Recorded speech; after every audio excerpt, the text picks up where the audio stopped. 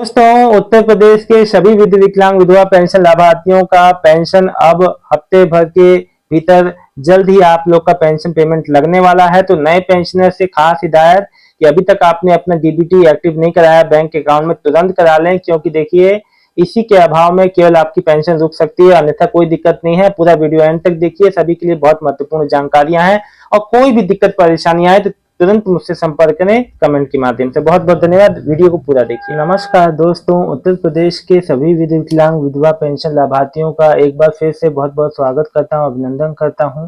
आशा करता हूं आप लोग सभी लोग स्वस्थ होंगे। दोस्तों, सबसे पहले आपको मैं एक बात बता दूं, जितने भी नए पेंशनर हैं उनका पेंशन हफ्ते भर 10 दिन के अंदर लग जाएगा। देखिए 9 हो गया आज, और देखिए मैं आपको बता दूं कि 15 तारीख के बाद से आप लोग का पेंशन लगना जो किसी भी दिन चालू हो जाएगा, चाहे एक हफ्ता आगे चाहे एक हफ्ता मतलब कि पीछे, थोड़ा बहुत आगे पीछे होगा।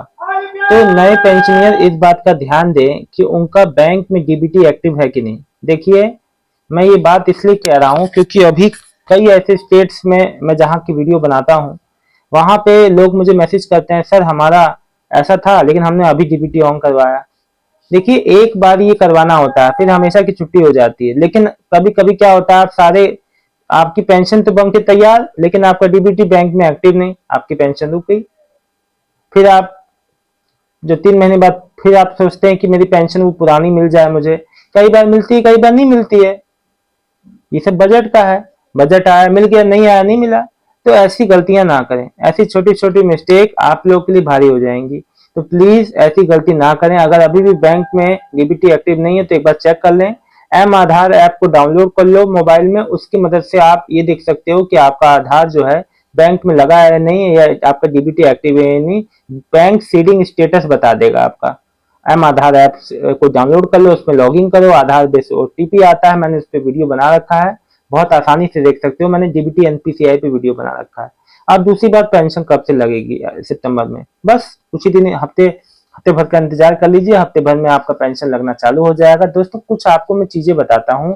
देखिए जब आपका पेंशन जब आता है ना तो वो पीएफएमएस के थ्रू आता है, पीएफएमएस पोर्टल के थ्रू आता है, जो कि सेंट्रलाइज सिस्टम है। और उस पे आपको अपनी पेंशन को चेक करने के लिए आपके पास अपना पेंशन नंबर होना चाहिए, आप उसको देख सकते हो। मैंने देखने का तरीका भी बताया है पिछले वीडियो में। दोस्तों एक बात मैं आपको बता दूं, अपने पेंशन की हर स्थिति पर नजर रख सकते हो, लेकिन दोस्तों एक बात आपको बता दूं, जरूरी नहीं कि अगर आपके जिले का पेंशन लगा तो सबका एक साथ नहीं लगता। यूपी में तमाम अधिकतर, मान लो मैक्सिमम मान लो कि हमारे जो यूपी में 100 जिले हैं, मान लीजिए एज्यूम कर लीजिए फॉर एग्जांपल, तो 100 जिलों में एक बार में नहीं लगेगा। धीरे धीरे पहले आज जो 4 जिले, फिर जो कल जो 5 जिले, ऐसे अलग अलग धीरे धीरे अलग अलग जो है जिलों में लगता है। सभी का एक साथ एक बार में नहीं लगता, तो इस बात का ध्यान रखें, इसके लिए परेशान ना हो। दोस्तों एक बात मैं आपको और बता दूं, जब भी पेंशन आपका लगेगा पीएफएमएस पोर्टल पे, फिर उसमें अप्रूव होने को जाएगा। अप्रूव होने के बाद अप्रूव विद एजेंसी लिख के आएगा। फिर आपका एक स्टेज आएगा जहां पेंडिंग एट, आपको बैंक रिसीविंग तो दिखाएगा, लेकिन दिखाएगा जो आपका पेमेंट सक्सेस होना चाहिए वहां पे दिखाएगा payment pending at bank and. तो देखिए पेमेंट जब एक्सेप्ट होता है ना आपके जो बैंक अकाउंट में, जब आपके बैंक में भेजा जाता है, तो आपका एक जो पर्टिकुलर खाता है उसमें आपके जाने तक उसमें भी 1 से 2 दिन का, मैक्सिमम 48 घंटे का समय लग जाता है। तो उसके लिए परेशान ना हो, वो चीज के लिए मैंने आपको बता दिया। मेरे से बहुत लोग कमेंट जो कर रहे थे कि न्यू विधवा पेंशन कब लगेगी, न्यू विधवा पेंशन कब लगेगी, न्यू दिव्यांग पेंशन, देखिए अब बहुत ही जल्द लगने वाला है। जिसका मई जो अप्रैल मई जून तक नहीं लगा है उसका इस बार लग जाएगा, वो बिल्कुल ही परेशान ना हो, ठीक है।